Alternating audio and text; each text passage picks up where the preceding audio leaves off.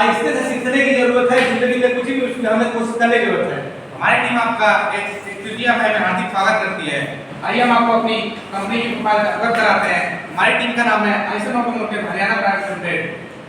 हमारी कंपनी की स्थापना हुई 22 दिसंबर 2011 को, जो कि मैन्युफैक्चरिंग करती है मोटर व्हीकल एक्सेसरीज। हमारी कंपनी के एमडी एंड सीईओ है मोहन कुमार नाग, डिप्टी सीईओ है पीएचएल सकाई नाग, डीपी ऑपरेशन एचएल रवि प्रसाद। हमारी कंपनी के भारत में 2 प्लांट है, एचएल हरियाणा, एचएल गुजरात। हमारी कंपनी वर्ल्ड वाइड 20 कंट्रीज में प्रेजेंट है, जो कि टोटा ग्रुप की कंपनी है, जिसके वर्ल्ड वाइड 203 प्लांट है, 75 प्लांट अपार्ट में मोर देन 10 प्लांट हमारे किया में है। यह हमारी कंपनी की ग्रुप ऑफ कंपनीज है। ये उनके कस्टमर्स हैं, ये उन कस्टमर की गाड़ियां हैं जिनमें कि हमारे प्रोडक्ट यूज होते हैं। हमारे नाम प्रोडक्ट है door check, website, door line check, inside handle, outside handle. ये हमारी प्रोडक्शन कैपेबिलिटीज है। इतना आइटम के क्वालिटी तक हम टोटल 45 टीम में पार्टिसिपेट किया था, जिसमें कि हमारी टीम का नाम है शक्ति। आइए हम आपको अपनी टीम से अवगत कराते हैं। हमारी टीम के कोऑर्डिनेटर है अमित सर और प्रमोटर है विकास सर और फैसिलिटेटर है शमशेर सर। मैं टीम लीडर मुकेश, मैं टीम मेंबर बबलू, मैं टीम मेंबर प्रियांशु, मैं टीम मेंबर अनु, मैं टीम मेंबर सरवन। हमारा पार्टी सर्कल 8 नवंबर 2022 को बना था। हमारा वर्किंग एरिया है डोलो। हमारी मीटिंग हर मंगलवार को 9 से लेकर 10 बजे तक होती थी, जिसमें हमने टोटल मीटिंग लगे 18, जिसकी टोटल परसेंटेज है 94%। हमने आईसीटी चेक शीट के स्टैंडर्ड के अकॉर्डिंग अपनी टीम का इवैल्यूएशन किया और पाया कि हम जोन डी में लाइक कर रहे हैं और हमने जोन सी में जाने का टारगेट सेट किया। तो हमारा एक्टिविटी प्लान है वो इस प्रकार है, नवंबर 22 से मार्च 23 तक।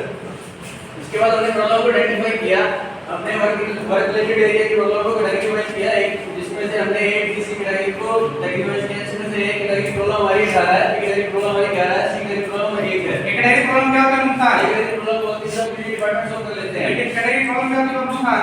जो प्रॉब्लम हम अदर डिपार्टमेंट के हेल्प से सोल्व कर सकते हैं, तो B category. D category problem क्या होती है मुख्तार? सी कैटेगरी प्रॉब्लम है तो हम कॉम्प्लीमेंट सागा से कर सकते हैं। एक कैटेगरी प्रॉब्लम को 18 प्रॉब्लम में से हमने 8 प्रॉब्लम को काइजन के द्वारा सोल्व कर लिया है, जिसमें से 10 को नॉमिनल रैंकिंग मेथड के द्वारा हमने मार्क दिए हैं। 1 मार्क हमने नो इफेक्ट को दिया है, 2 मार्क हमने माइनर इफेक्ट को दिया है, 3 मार्क हमने मेजर इफेक्ट को दिया है। 1 मार्क के द्वारा हमारी 2 प्रॉब्लम निकल के आई है, जजमेंट एंड और स्क्रू फीड फॉल्ट। प्रॉब्लम के सेक्शन के लिए हमने फर्दर एनालिसिस किया था 6 मंथ का, मई 22 से अक्टूबर 22 तक का। हमने देखा कि जो हमारा ब्रेकडाउन परसेंटेज है वो हमारे टारगेट से एक्सीड हो रहा है। जो हमारा टारगेट था 3% का था ब्रेकडाउन का, और किसी भी महीने ये अचीव नहीं हो रहा था। इसके लिए हमने फर्दर एनालिसिस की, machine wise breakdown analysis live किया मई 22 से अक्टूबर 22 तक का। हमने देखा कि एक्चुअल ट्रैक्टर मशीन पे और सुपर सेकंड मशीन पे सबसे ज्यादा ब्रेकडाउन है, जो कि ओवरऑल का 41% है। फर्दर हमने फाइनल एनालिसिस किया, उसमें हमने पाया कि हमारा जो एग्रीकल्चर पार्ट है एक्चुअल ट्रैक्टर मशीन को सबसे ज्यादा कंट्रीब्यूट कर रहा था, जो कि 41% था।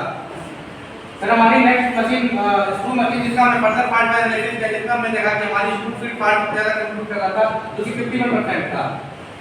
उसके बाद हमने बोथ मशीन का ब्रेकडाउन परसेंटेज देखा कि जो हमारा टारगेट जो ब्रेकडाउन आ रहा है 1.6% आ रहा है। अगर हम इस ब्रेकडाउन को 0.8% कर देंगे, मतलब कि 50% रिड्यूस कर देंगे, तो हमारा जो ब्रेकडाउन एवरेज ब्रेकडाउन चल रहा है अभी 3.8% का, वो रिड्यूस होकर 3% आ जाएगा और हमारा टारगेट अचीव हो जाएगा। इससे हमारी थीम निकल के आई, reduce down time of actual tractor and screw second machine by 50%। ये हमारे टोटल लाइन का मशीन लेआउट इस प्रकार है। Barcode machine, AGM file, chipper assembly, conductor machine, camera machine, AGM second machine, radiometric machine, ultrasonic machine, screw file, screw second, actuator, प्रीपेटर, cable taker machine. तो सबसे ज्यादा प्रॉब्लम हमारी स्क्रू सेकंड और एक्चुएटर मशीन में थी। ये हमारी पहली प्रोग्रामिंग स्ट्रेटजी का रिस्पॉन्स डायग्राम, जिसमें हमने मैन मशीन पैटर्न के रिलेटेड कुछ वैलिड और इनवैलिड फॉर्म निकाले, जिसमें कि हमारे वैलिड फॉर्म है कनेक्टर नॉट इंसर्ट प्रोटेक्टेड और एग्रीकल्चर ट्रेनिंग सॉफ्टवेयर है लॉगिंग ये फिर नॉट इंसर्ट। वैलिड कोड को हमने वाइड एनालिसिस के द्वारा सोल्व कर लिया है। वैलिड कोड हमें अपनी ट्रांजैक्शन के अंदर मिले, जिससे हमें पता चला कि वैलिड कोड है।